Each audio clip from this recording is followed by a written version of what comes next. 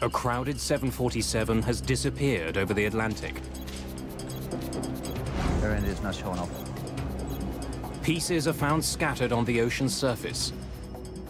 But the vital clues are deeper than any air crash investigation has ever gone. In this accident, we had nothing. It was just mind-boggling. An international recovery effort goes to the very bottom of the sea to rebuild the shattered plane. What they discover will send shockwaves around the world.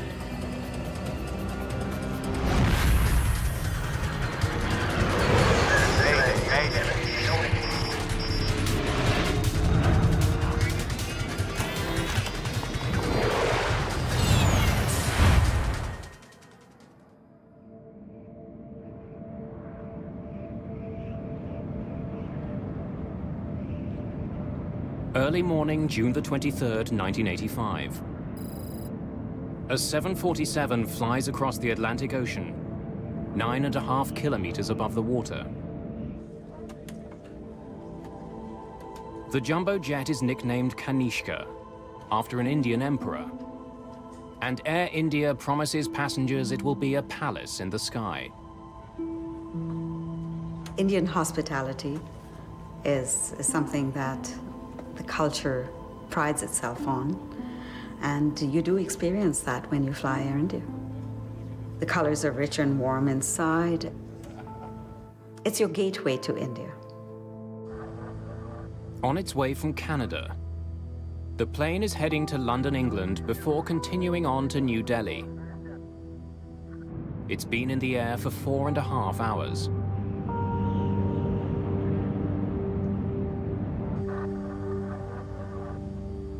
Captain Hansay Narendra is a veteran Air India pilot. Satwinder Binder is a captain too, who's serving as first officer on the flight. As the plane nears land, Binder talks with the flight's purser. Yes, sir? Insha, do me a small favor. At the back of the plane, seat 54, a boy is sitting there. He just wanted to have a look in the cockpit. Can I send him now? After about 15 to 20 minutes.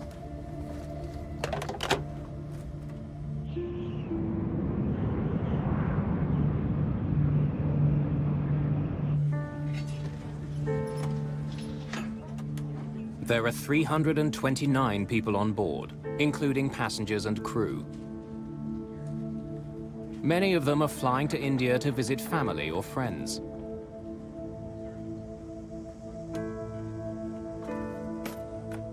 Vishnu Pada is traveling to India with his 2 daughters. Their mother, Lata, is already waiting for them there. We had decided that it would be the ideal year to take an extended vacation in India as a family.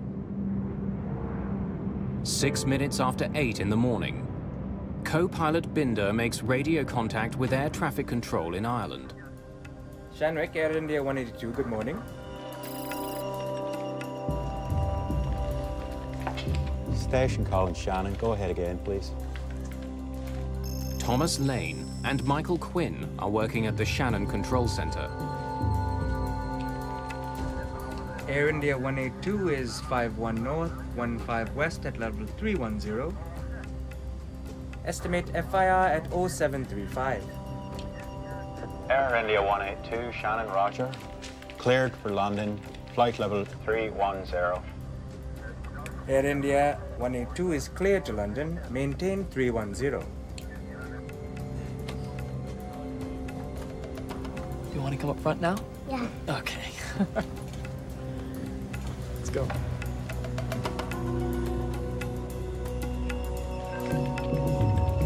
It's a light morning at Shannon Control. They're dealing with just 3 planes. But something peculiar has happened. The signals are all jumbled up.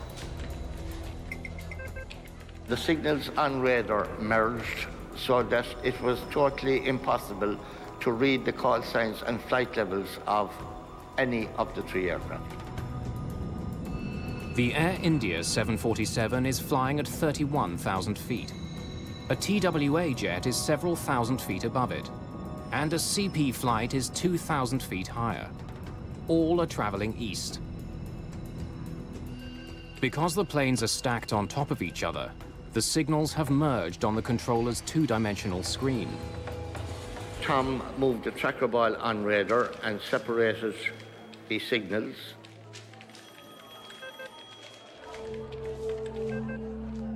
Two of the planes reappear on the radar, but the Air India flight has vanished. Air India's not showing up. Hold on a minute.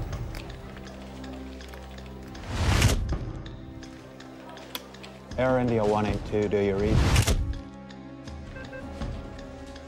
Air India 182, this is Shannon. Do you read? Over. It's 8:14 in the morning. I had a gut feeling. To this day, I don't know why I picked up the phone.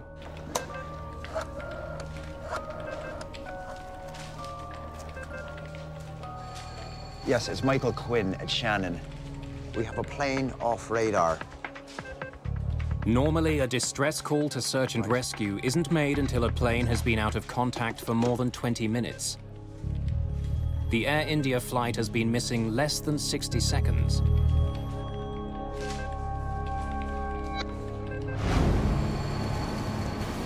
Several ships in the area begin searching for signs of the plane. Its last known position is some 290 kilometers southwest of Cork. Just 2 hours after the plane disappears, a Canadian-owned cargo ship in the area confirms the worst. The first pieces of wreckage are discovered. Uninflated life rafts are spotted bobbing in the cold Atlantic. Then bodies are seen. It's quickly clear that no one has survived. In India, Lata Pada is waiting for her husband and 2 children to arrive when she hears the news from her brother. He sat me down and told me that, something terrible had happened. I was just in total shock, and, part of me was trying to digest the information, and part of me was trying to imagine if indeed the worst had happened, how I was going to continue my life without them.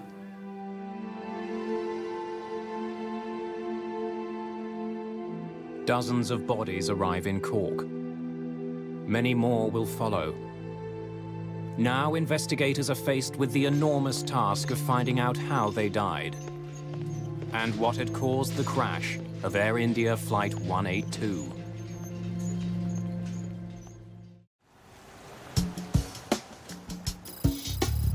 "130,000 people live in the city of Cork. Tucked into the southern coast of Ireland, it's long been a vital seaport.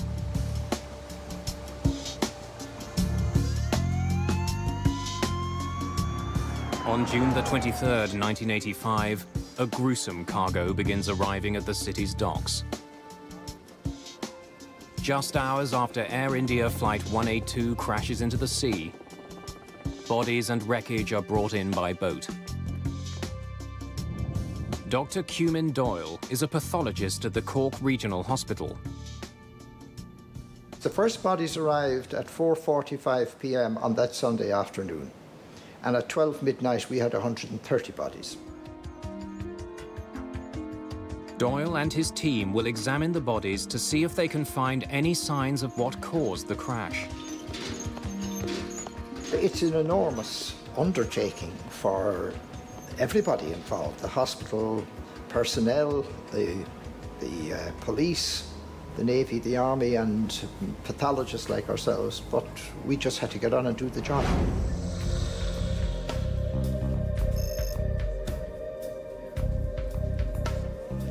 There are so many autopsies to perform that Doyle moves the work into the building's gym.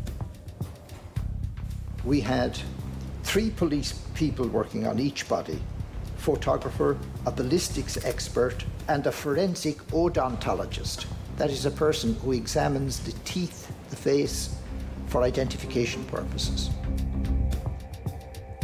In just 4 days, autopsies are performed on 132 victims. All parts of the body were examined externally in detail, and every detail was noted down. We were looking, of course, for the causes of the fatalities. Doyle makes a telling discovery. Almost all the victims died in the air. Only 2 of the bodies showed signs of drowning, which indicated that the others were not breathing when they hit the water. There's something else that's common to many of the victims. A large number have had their clothes torn off. Now that was important, because if they had no clothes or little clothes, it indicated that they had fallen from 31,000 feet or so where this accident occurred. Some of the bodies also have signs of so-called flail injuries. These are breaks specific to bones in the hips, shoulders, and other joints. H.S. Kohler is the lead investigator into the Air India disaster. The flail injuries tell him the passengers weren't in the plane when it hit the ocean. They are caused by tumbling, violent motion of the body in air. And that is the pattern of the injuries when a passenger is thrown out of the aircraft at a high altitude. The autopsies show that somehow the plane had been ripped apart high above the water. Passengers were thrown into the sky long before the plane crashed. Based on the injuries, we could only say that the plane had broken up at 31,000 feet. We couldn't say what the cause of the breakup was. The biggest challenge in this accident was that we had no physical evidence available to us in this accident in terms of wreckage, in terms of passengers, crew, or in terms of eyewitnesses. In this accident, we had nothing. The most important job of the investigators is to try to find the plane's black boxes. The 2 devices record cockpit conversation and other technical information about the flight of the plane.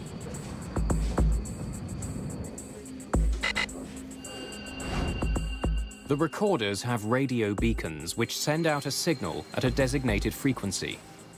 But it's still a huge task.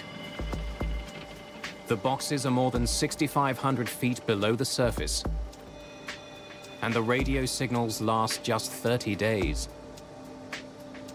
Salim Jiwa is a journalist who has investigated the Air India disaster. The search for the black boxes was urgent, and 3 countries participated in it: England, Ireland, and India. But even with such a massive response, early efforts are frustrated. 42 kilohertz. It's too high. It can't be them. Investigators are picking up radio signals, but they're at the wrong frequency.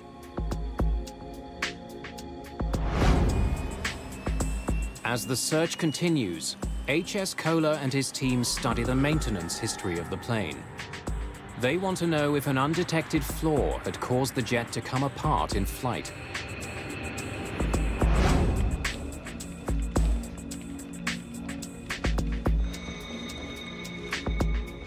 They uncover a potentially important piece of information.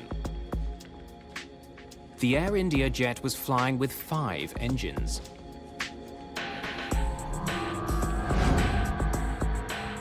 A 747 normally has 4 engines, but it can carry more. The plane was designed so that it could transport a malfunctioning engine beneath its wings. Ground crews can mount the engine to a bracket on the plane. It's exactly what happened to the Air India jet. There was an extra engine that a previous flight had left behind that was mounted on the wing of the aircraft. The extra engine creates substantial drag on the left side of the plane. If the pilots don't properly compensate, the plane will start turning in that direction. And this hypothesis continued that there is possibility that this fifth engine might have caused the breakup of the wing.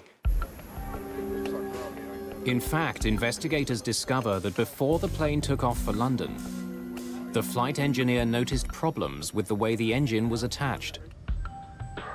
There was a small problem in the fifth engine. I've asked them to fix it up. All right.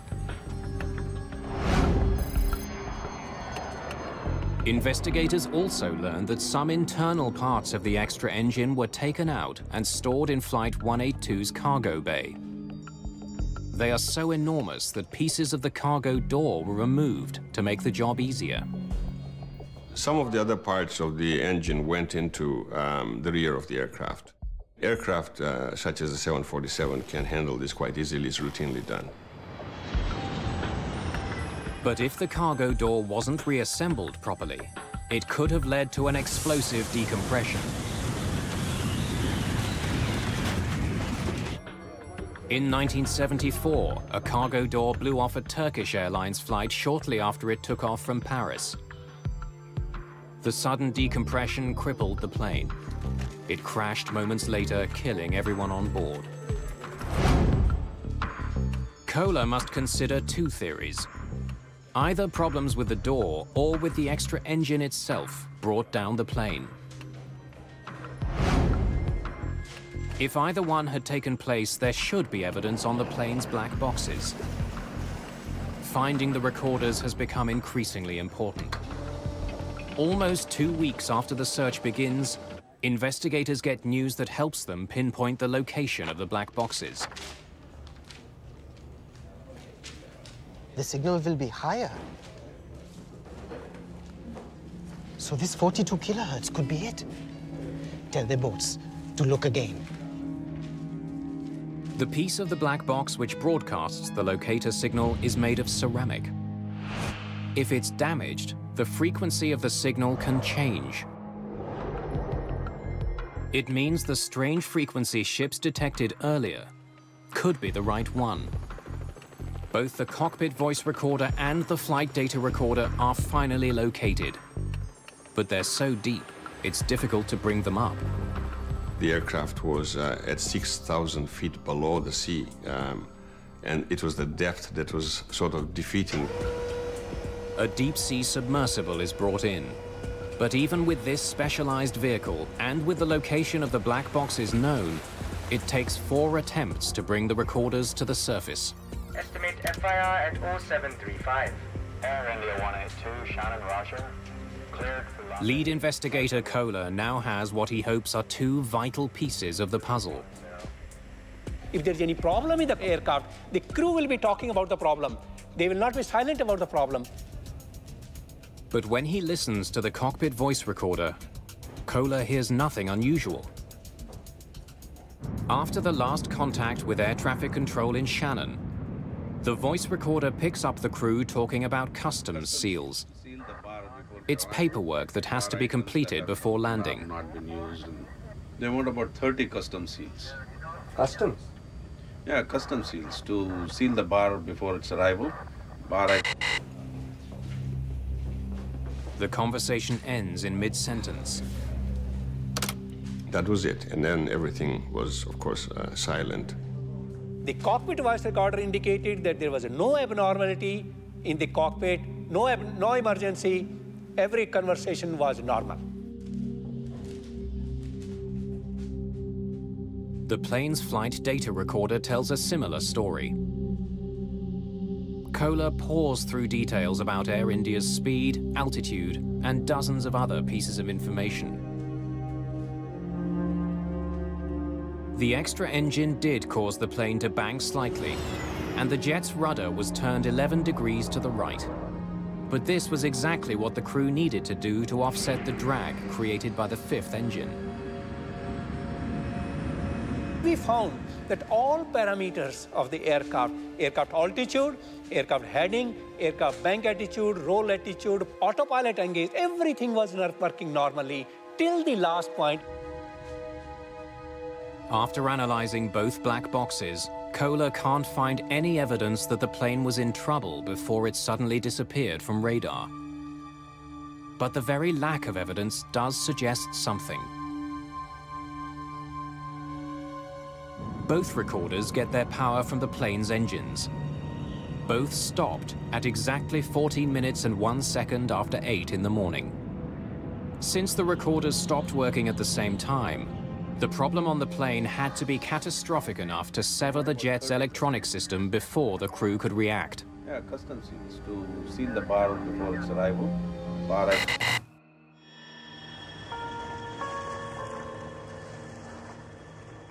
Investigators are becoming convinced that there are only two possible explanations for the crash: a devastating decompression or a bomb. They study the wreckage that's been found floating on the surface of the ocean, but it's just a small percentage of the entire plane. And none of it is helpful to investigators. It offers no clues to explain why the plane crashed. We knew there was no fire.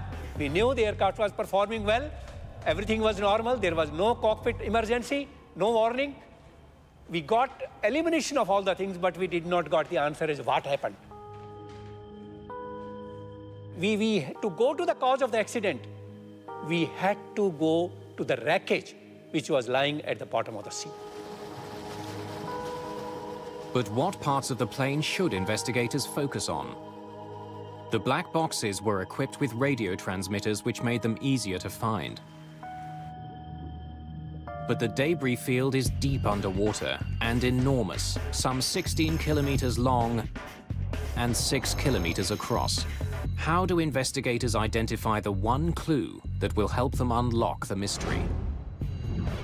Roy Truman is an underwater salvage expert. He's brought in to do something that's never been done before: retrieve the ruined pieces of a jumbo jet from the bottom of the ocean. In hundreds of thousands of pieces, he needs to find the ones that will explain why the plane crashed. Up until that time, we had only been used with recovering small aircraft. Here we're talking about a 747, which was huge, and we had no idea of the size of the pieces and what we were going to find. Investigators know they can't bring the entire wreck to the surface. It's so deep it takes hours to recover a single piece. The submersible takes underwater video and still photos. Investigators use those to decide which pieces to bring to the surface. It was a narrow corridor, and at each end of the corridor, it was very light wreckage. All of the heavy stuff, engines, main aircraft structure was in the middle of the wreckage field. Like searching for a needle in an underwater haystack, investigators hope to discover the cause of the crash in a tangle of ruined metal. But autumn is coming. Soon the weather will turn bad, and they'll have to abandon their search. The key to unlocking the disaster still lies somewhere at the bottom of the ocean.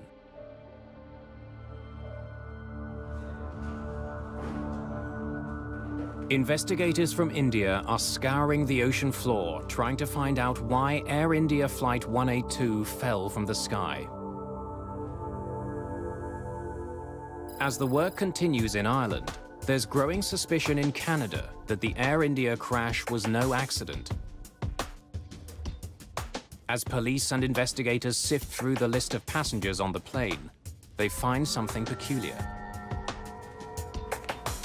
Many of the passengers who were on Air India Flight 182 began their day in Vancouver.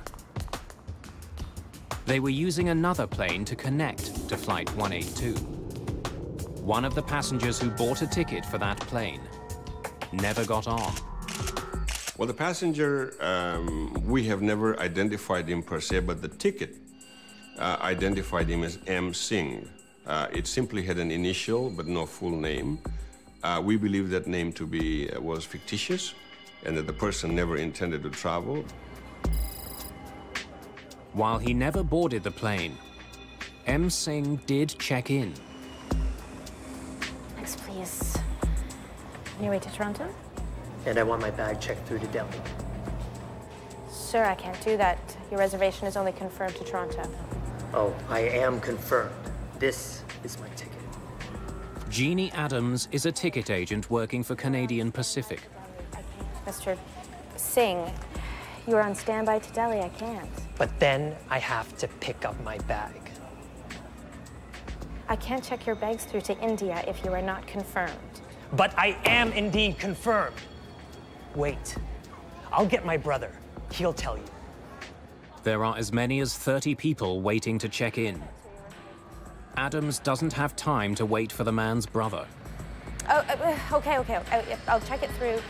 But you have to check with Air India when you get to Toronto.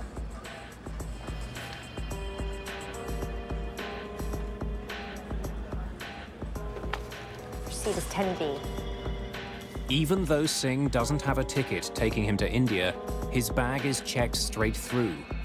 His luggage is loaded, but no one notices that Singh never boards the plane that leaves Vancouver. She broke the rules as they were. She should not have allowed that to go through for New Delhi Interline. But she was so bullied and so browbeaten by Mr. Singh in front of everybody else that I think to her eternal sadness and heartbreak, she gave in. Singh's maroon bag didn't raise any concerns when it was loaded in Vancouver. Since the Air India flight was international, when the bag arrived in Toronto, it faced a more strict series of inspections. This is what it will sound like.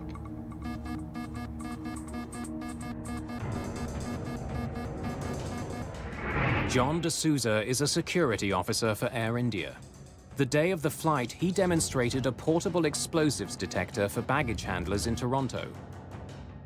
Chemicals in a match triggered the device, as would chemicals used in some explosives. Okay. The portable device was put to use because the X-ray machine, which normally scans every piece of luggage, had broken down. The technology, especially the X-ray technology, were very weak, very in their infancy at that time, and it didn't work reliably. And in the case of the Air India episode, the technology went quite badly wrong, which was one of the tragedies of this situation. As security workers used the portable explosives wand on the bags, everything seemed normal, until they got to the maroon bag.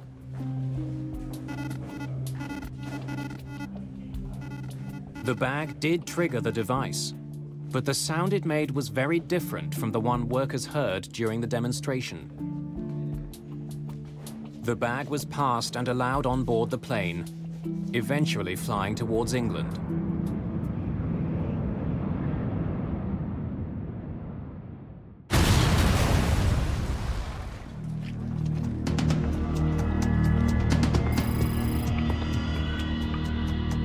As Air India Flight 182 flies over the Atlantic Ocean carrying M. Singh's bag, an explosion rips through Tokyo's Narita airport. 2 baggage handlers are killed, 4 people are injured. A bomb has been hidden inside another piece of luggage that came from Vancouver. Luggage that was bound for another Air India jet. And it was headed for the cargo hold. When it exploded on the ground, once it was put on, the bag was probably just thumped a little bit, and it exploded as the 2 Japanese baggage handlers were putting it on a conveyor belt. Just as on Flight 182, one of the bags being moved in Tokyo was checked in by a passenger who never boarded the flight. There was no X-ray machines in use at Vancouver Airport. There was nothing to stop that bag from flying to Tokyo. There's a disturbing connection between the Tokyo bombing and the Air India flight. The tickets for the men who checked both bags were bought on the same day by the same customer. The single crash of Air India Flight 182 has suddenly become part of a much larger story.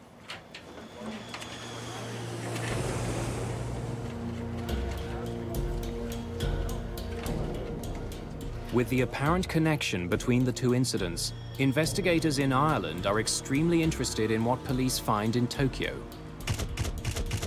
Soon after the bombing, forensic experts descend on Japan's Narita airport. There are traces of evidence everywhere. The Narita bombing was within a confined space. So unlike the Air India Flight 182 situation, where we had debris scattered over 9 miles under the ocean and pretty hard to retrieve, we had, in a sense, the good fortune of a contained area where an explosive device went off. Pieces of metal and circuit boards are embedded in the walls. Explosive residue clings to parts of the container that housed the bomb. Amazingly, Japanese forensic experts were able to pick out tiny parts and fragments, and all the analysis finally led Japanese police to identify the vehicle that was used to carry the bomb. Experts even find serial numbers on pieces of the wreckage. Clues that show the bomb was hidden inside a specific stereo tuner made by Sanyo. All 2,000 tuners that were ever made were shipped to a warehouse near Vancouver, British Columbia. From there, they were sent to stores across the region. One of those tuners carried the bomb that exploded at Narita. Police have a difficult task trying to trace the sale of 2,000 tuners. They could have been sold to anyone. Most of the stores that had received the tuner had been sold out for years.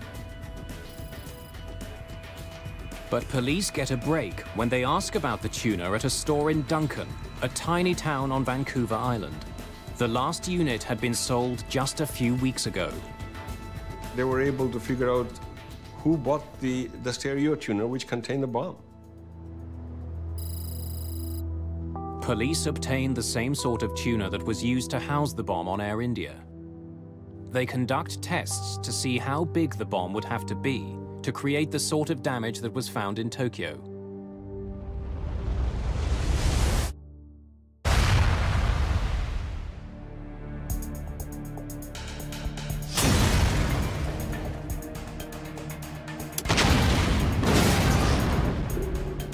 There was a progressive experimentation using dynamite to find out the extent of damage particular strands of dynamite would cause.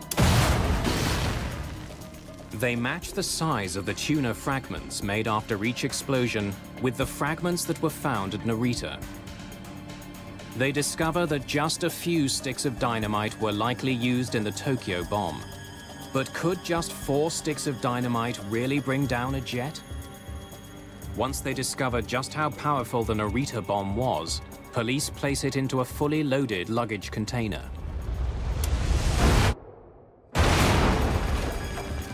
The devastation is enormous. Any decompression caused by an event, an explosive device in the luggage hold, would be sufficient to cause catastrophic results for that aircraft. You don't need much. 4 sticks of dynamite can do the job.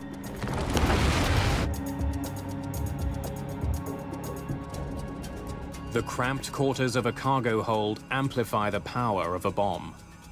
Tests conducted at Penn State University show that the shockwaves created from a bomb blast don't travel in just one direction, but reverberate inside a luggage container, building on each other, vastly increasing the initial force of the explosion. If a bomb had indeed exploded in the cargo hold of Air India, it would have caused enormous amounts of destruction. It's the sort of damage that should have left its mark on the remains of Flight 182. Investigators have a growing suspicion that this plane was brought down by a bomb. But they still have no proof. So the investigators were not only looking for something that was broken that might have caused the failure, but they were looking for signs of what caused the explosion, such as burning or solvent stains or possibly shrapnel in seats. It meant a lot tighter scrutiny of every piece of wreckage. We kept on analyzing each photograph. Is it giving any indication of an explosion? Is it giving any impact damage? Knowing his time is running out, Kohler selects a few key pieces of the plane to bring to the surface. Bad weather forces him to leave the rest behind. Kohler hopes the bits he does have can prove there was a bomb on board. Each piece that's brought up is carefully mapped to its original position on the jet. One of the most promising sections brought up from the bottom is the floor of the front cargo bay. When we recovered that item, we found that it had holes which are of a very special nature. Penetration from inside to outside at a very high speed. Curling of the edges of that one. And that was indicative of that perhaps this is the place where the explosion had occurred. As many as 20 holes are found. In each, the metal is bent outward, like the petals of a flower. These are classic signs of something being blown out from the cargo bay. On the side wall of the cargo bay, investigators find more clues. Additional holes are discovered, like the ones on the floor. These also appear to have been blown out from the cargo hold. A closer study of the ceiling of the cargo bay also indicates that the ribs connecting it to the fuselage were broken by being forced up.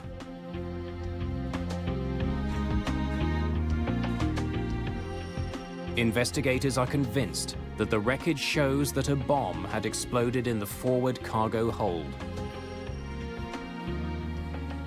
If the bomb had gone off in the front of the plane, it would explain why the flight data recorder and cockpit voice recorder cut off so quickly.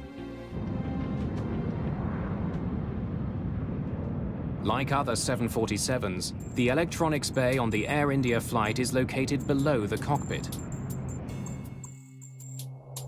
Many of the important electrical systems on the plane run through here.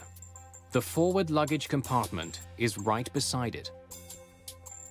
And so when the bomb went off, the explosion would have taken out the computers completely, and there would have been absolutely dead silence, and that's precisely what happened.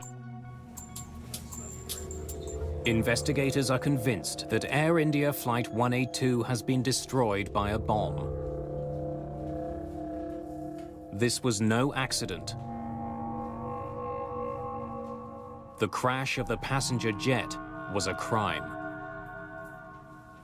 Nobody thought that such an evil plot of blowing two aircraft simultaneously would occur from Vancouver.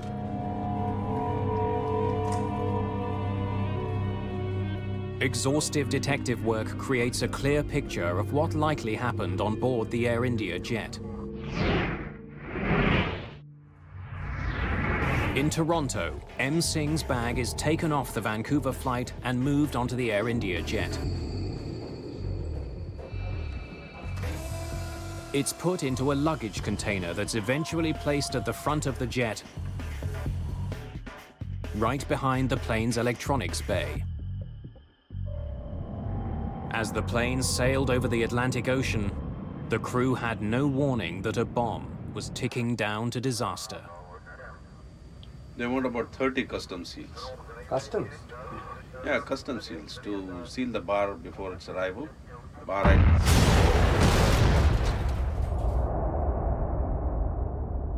When the force of the blast hit the floor of the jet, it pushed it violently upwards.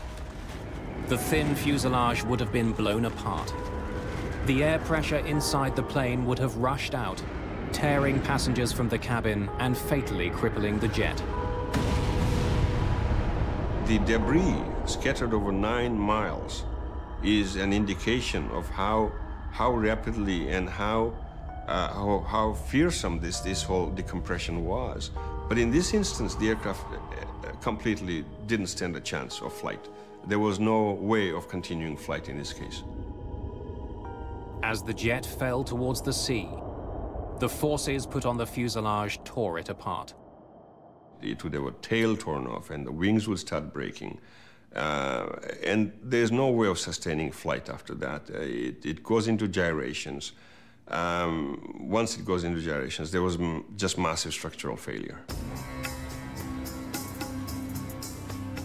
After months of painstaking work, investigators believe they have unraveled the cause of the Air India crash.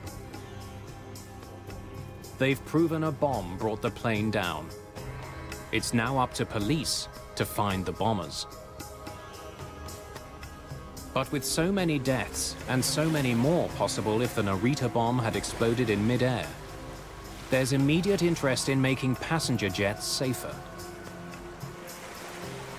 This was one of the biggest disasters in the Indian aviation history. And it could have been avoided if the procedures were in place. As the hunt for the killers continues, extraordinary steps are taken to tighten security and to see if jets can be made to withstand the force of a bomb.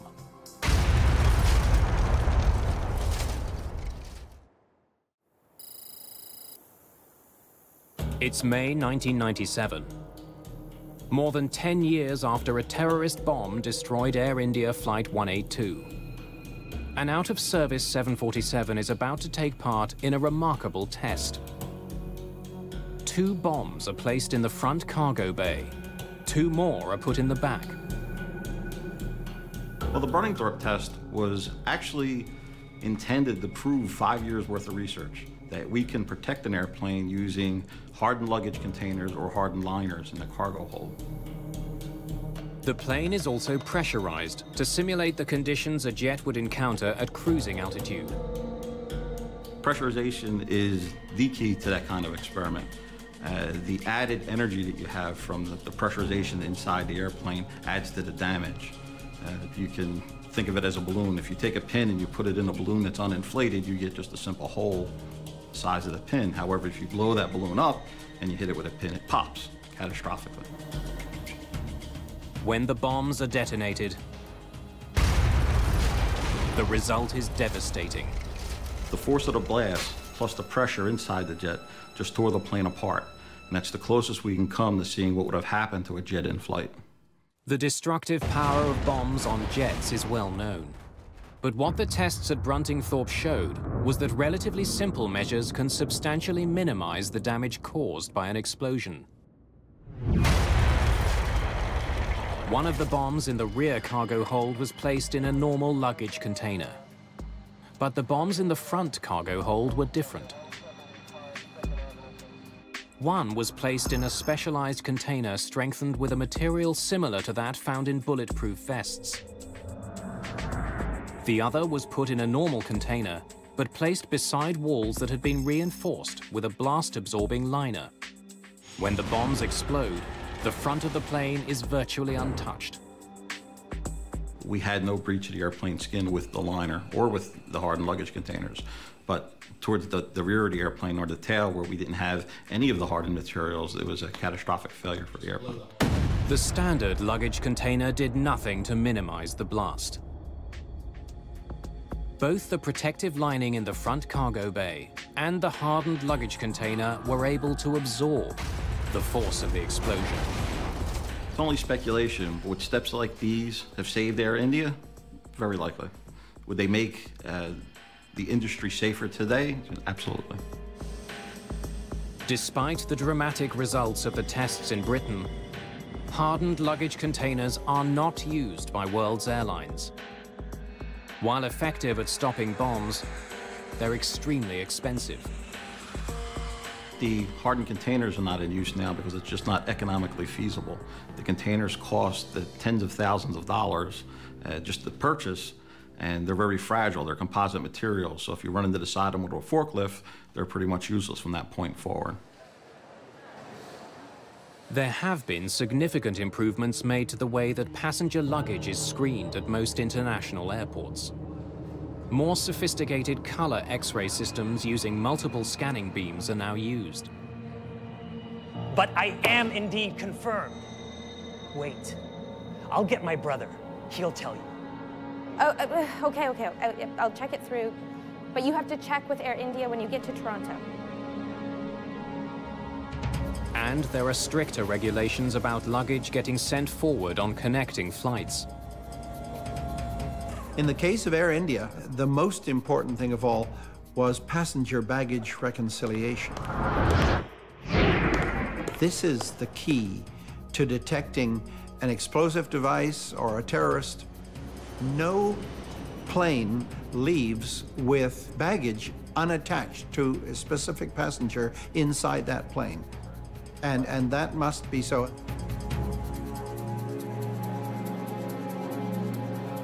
Your seat is 10B.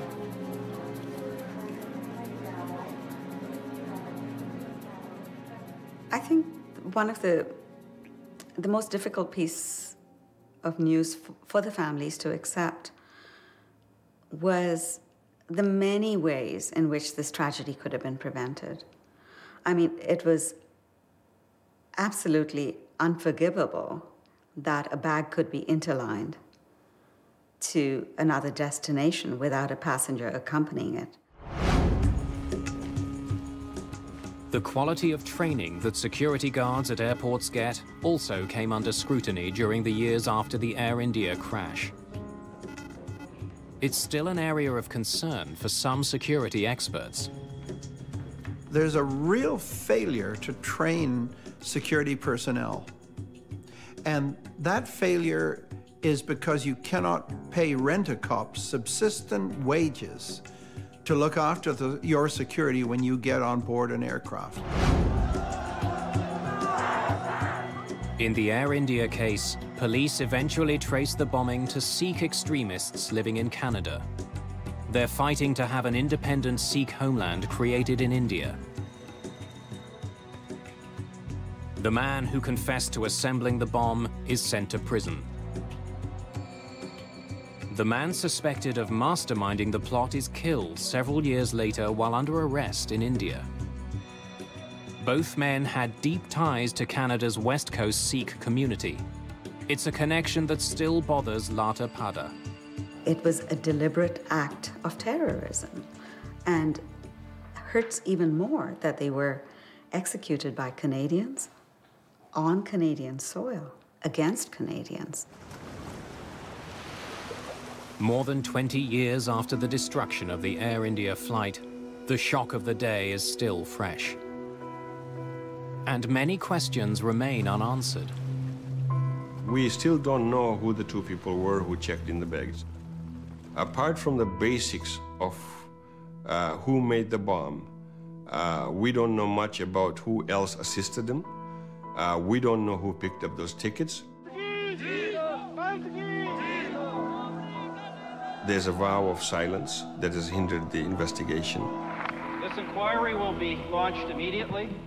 In 2006, the Canadian government launched an inquiry into the Air India bombing, another investigation of what happened and why. The shocking death of so many is a continuing source of anger and disbelief.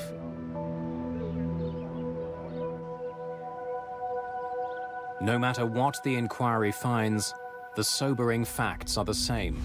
329 people killed in an instant. There are memorials now in Ireland and Canada, mourning the victims of the Air India crash, marking the day a terrorist bomb ripped through the lives of so many. It's just so tragic about all our lives that we lead. Every day is an ordinary day in our lives, but some days, unexpectedly, something completely, totally unexpected shatters your life, and that was one of those moments.